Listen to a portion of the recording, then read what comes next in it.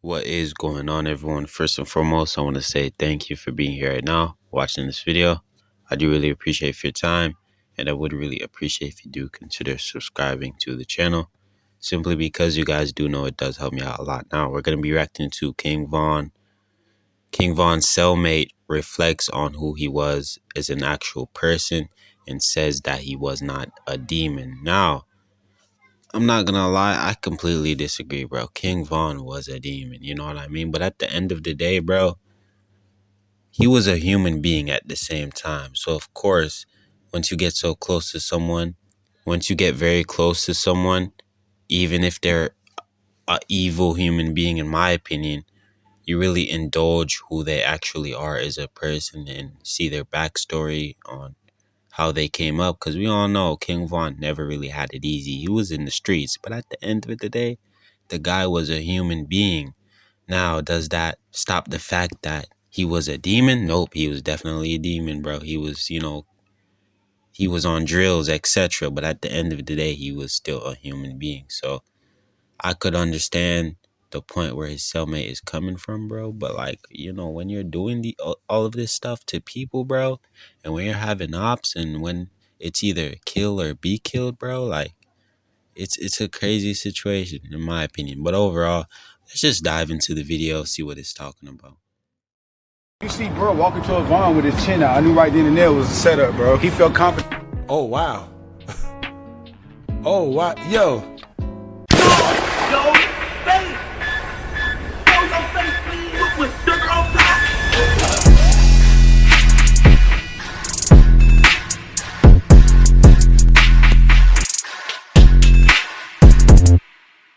Alright, y'all, I found this video very interesting. It's pretty much a guy who claims he was a cellmate with Kingvon back when he got locked up for punching the Uber driver. And he had some very interesting words to say about Kingvon. That was crazy because the way he speaks so passionate about Kingvon, I tell y'all all the time, his energy was just different. It was unmatched. And it's crazy because as you look in the comments right here, somebody says, not even dude homies from the block talked about him like this. And y'all gonna see what he meant when you watch the video. He pretty much talked about how Vaughn was and how good of a person he was. But it's funny because whenever you hear about Kingvon, you don't hear nothing positive. Like literally nothing positive. And we know what he's been accused of. We know what they said he did. But y'all gotta remember too that these guys, no matter who they are, they got family. I know somebody's gonna get in the comments and say, well, he was this, he was that, he did this to them and no remorse. I get it, right? But I'd rather try to show a different light.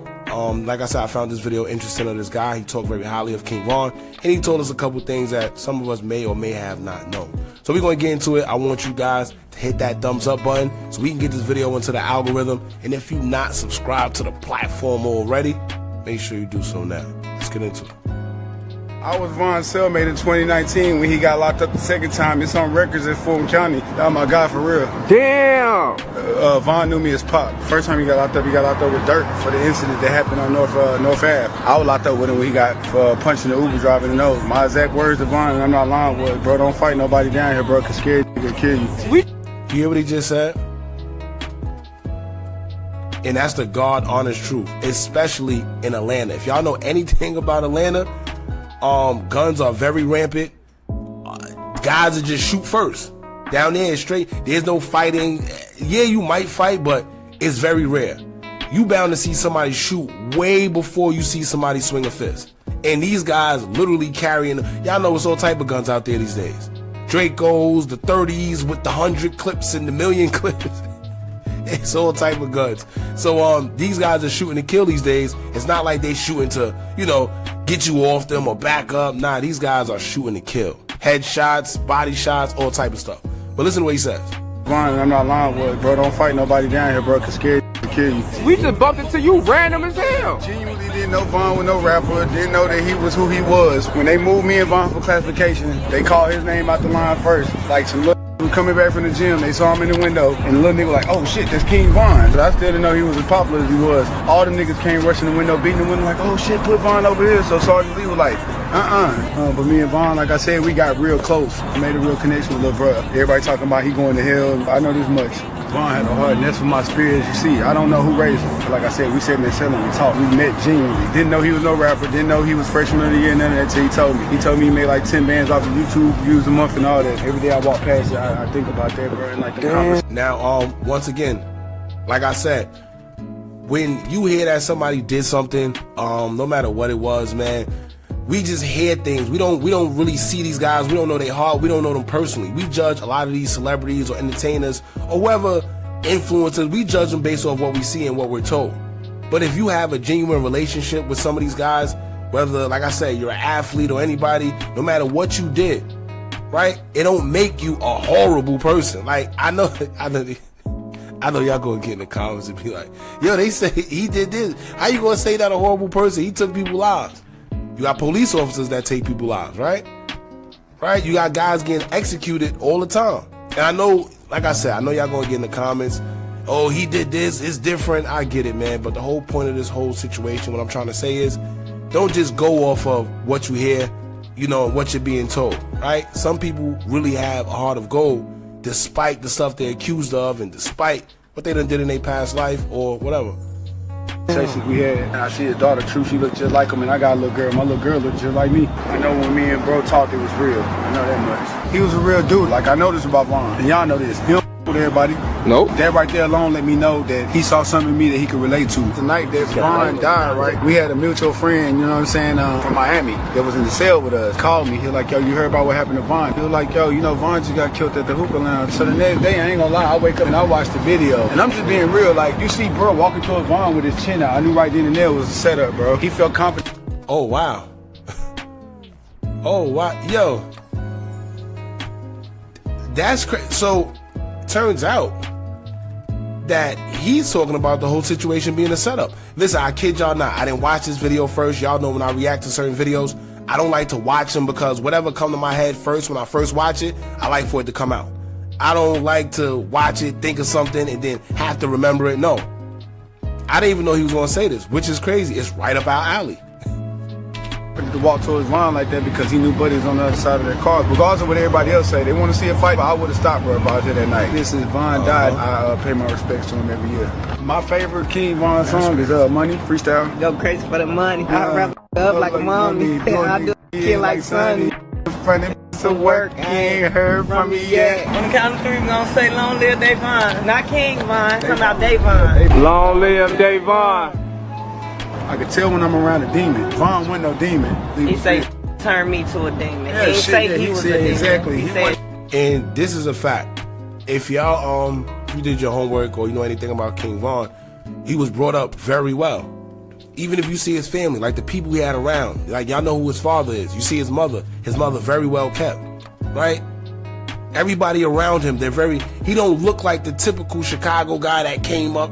They want to act like they didn't have nothing. And they said he was very smart in school when he was young, right? It's a lot of times it's the situation, right? It's your environment. That's why they say one of the number one things, if you ever went to any AA meetings or if you ever went to therapy and you tried to seek help, the first thing they tell you, one of the first things is you have to remove yourself from your environment if you want to grow. Sometimes people outgrow their environment. Sometimes people get sucked into the environment and they become something that they wasn't, but based on the environment, it forces them to be something that they have to be. In the drill culture, especially back in the early 2000s, it was one of those situations where you either took a life or your life was took. Kill or be killed, right? You're either gonna be the prey or you're gonna be the predator.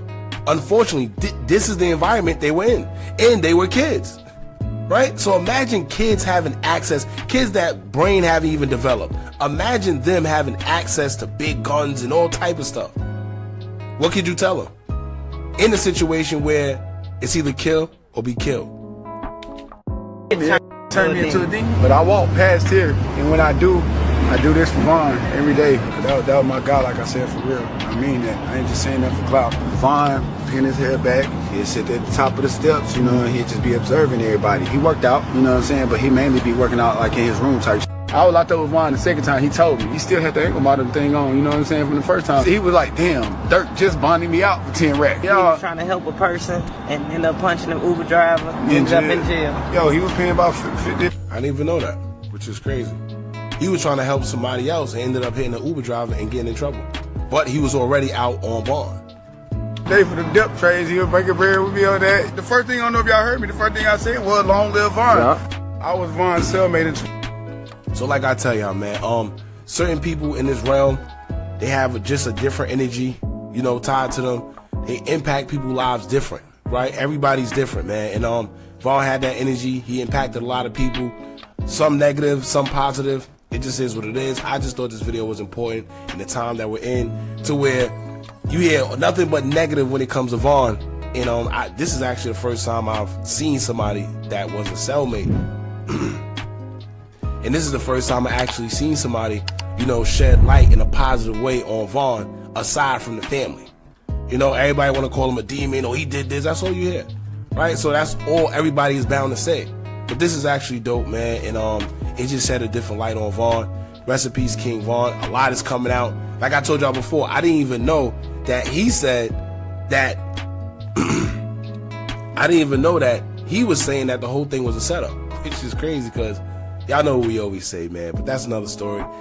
His family has been coming out recently saying a lot that we kind of already knew, but you know, it's different coming from the family because now it's not just a conspiracy theory, whereas a lot of people say that when it comes to us. All right, y'all jump in the comments, let me know what y'all think about this. Don't forget to like, comment, share, and subscribe. Hit that bell so you're notified every time we drop new content. But yeah, that is the end of the video. Let me know what y'all thought about this, man. Overall, I know there's a lot of word going around that the whole Vaughn's death situation was a setup. But at the end of the day, man, that's a whole nother story. That's a whole nother thing to just dive into as a whole. So there's not even any point of just, you know, trying to dive into that situation. But overall, at the end of the day, King Von was a human being just like anybody else, but he was just one of those people who had the kill or be killed mindset. He was always ready at the end of the day, bro. But yeah, he definitely had a good heart, bro. You cannot say bro was not a demon. He was definitely a demon, but that's not the only personality trait that he had to him. You know what I mean? We could tell he was a caring guy.